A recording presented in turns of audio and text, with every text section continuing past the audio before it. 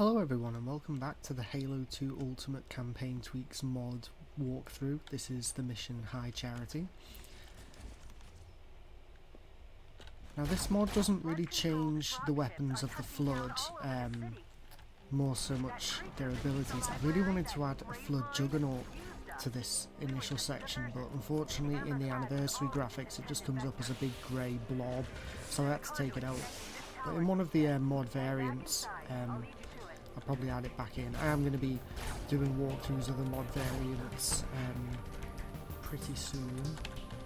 So here we go, here's the first change. The carrier forms now shoot out far more infection forms than they did before.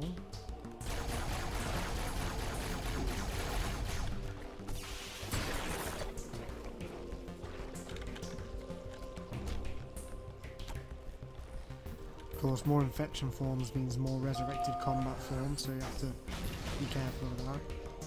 Now, this section can be a bit difficult.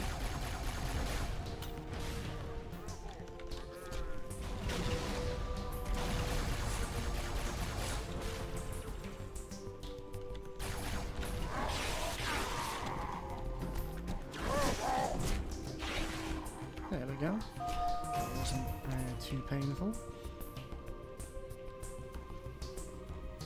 Sort of like Gravemind, there aren't that many changes to this mission. It's mostly weapon spawns of enemies, but the carrier forms, throwing out more infection forms, is a fairly big one. It sort of bridges the gap between this last Flood mission of Halo 2 and Halo 3, where obviously the carrier forms spray out far more infection forms.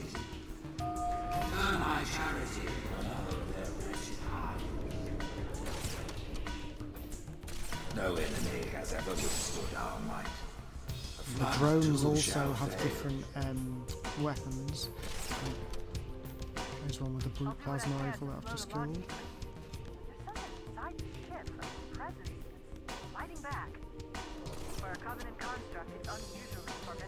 Unfortunately, you just sort of have to pick enemies off from range at this part because going into the melee is nearly always a death sentence.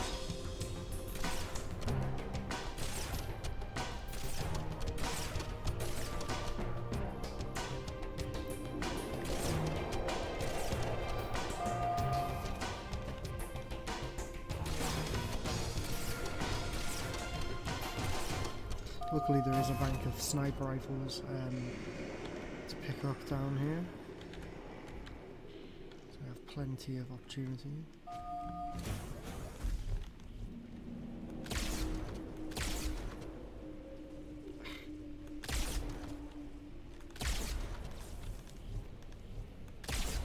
I've turned off the scoring for this one to add a bit more atmosphere to it, because this is probably Halo 2's most sort of survival horror-esque mission. Seeing High Charity being transformed into a flood hive. I think we might be able to go through now.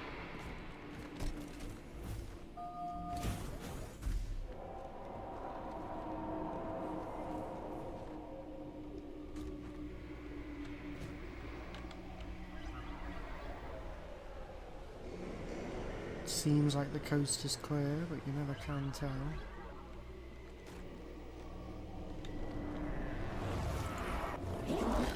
Uh-oh. There we go.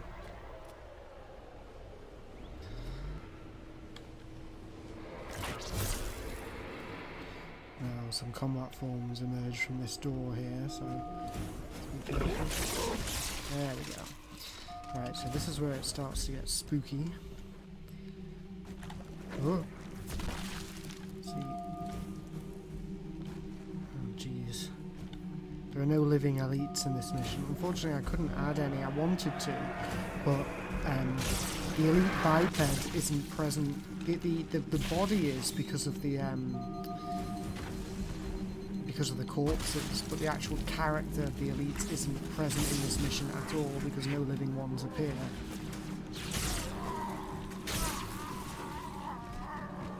Unfortunately, Halo 2, you can't actually add things to it. It's not like in Halo 3 where you can bind objects. There is the Ultra Spec Ops Grunt, the original one. That isn't part of the mod. That one is actually in the game. But yeah, you can extract tags from other levels and move them around in Halo 3 and Reach and 4 and that, but not in 2. Oh jeez.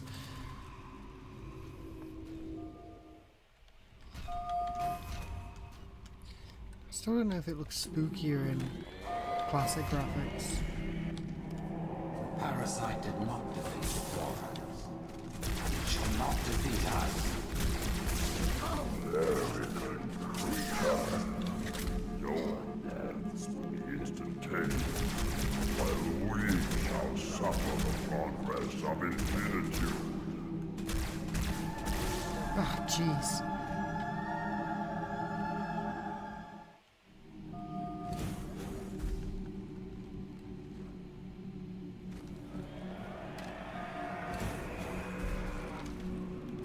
Parasite did not defeat the Forerunners, and it shall not defeat us.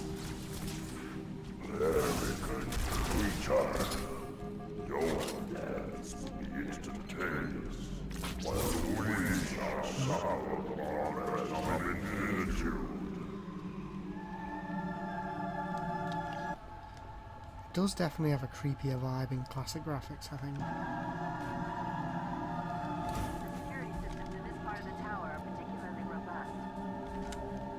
Whosoever is gripped by fear, take heed.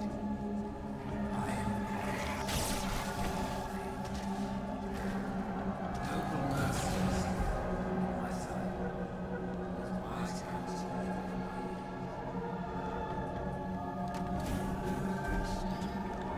So there are a few changes in this upper room. As with Gravemind though, most of the changes are just to weapon spawns that the Covenant are using. This mission is very short and it's weird looking into the code.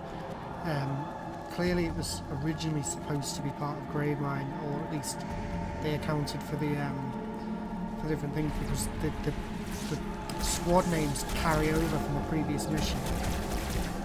Which is also the case with a few. I think Outskirts and Metropolis do the same thing, which maybe implies that they were once supposed to be one long mission. So there's a Jackal with a plasma rifle. The weapons that the Jackals can spawn with in this mission varies. Sometimes it's elite plasma rifles, sometimes it's brute plasma rifles.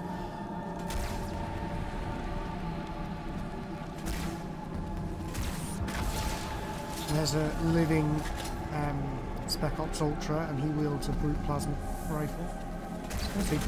There's a Jackal with a brute plasma rifle, he's now dead.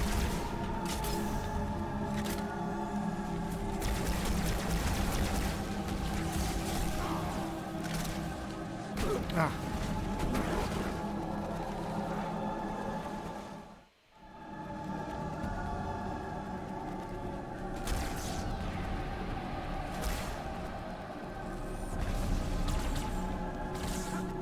And there's a Grunt Ultra with a plasma rifle.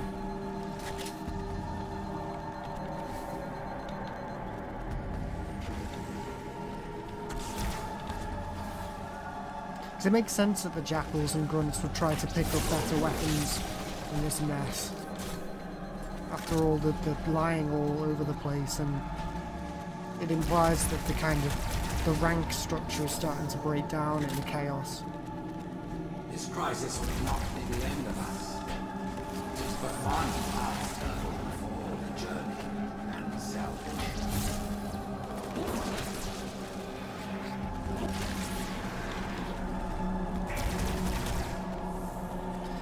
Ah, the energy sword's out of juice.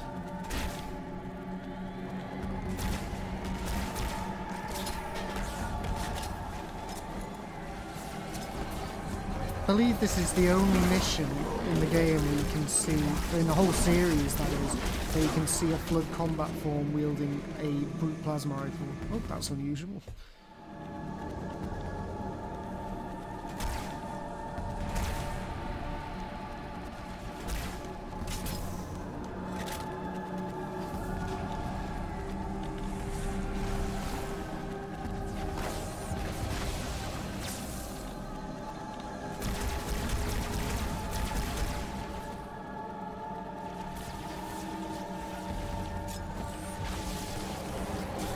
crisis will not be the end of us.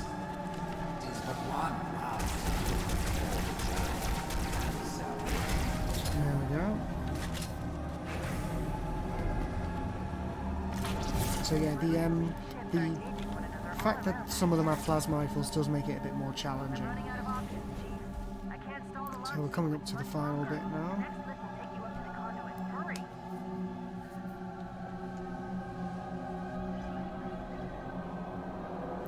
So yeah, apologies that this one is a bit shorter, and also that there aren't actually many changes, but there isn't really much in this mission to mess around with, and obviously I wanted to add the Juggernaut, but I haven't, you know, it wouldn't work in anniversary graphics, but I will add the Juggernaut to one of the bonus missions, and as I said before, I am going to be doing playthroughs of those as well. So if you want to download this mod, the link will be in the description, and the next mission will be the last one, which is the Great Journey. Now is the time of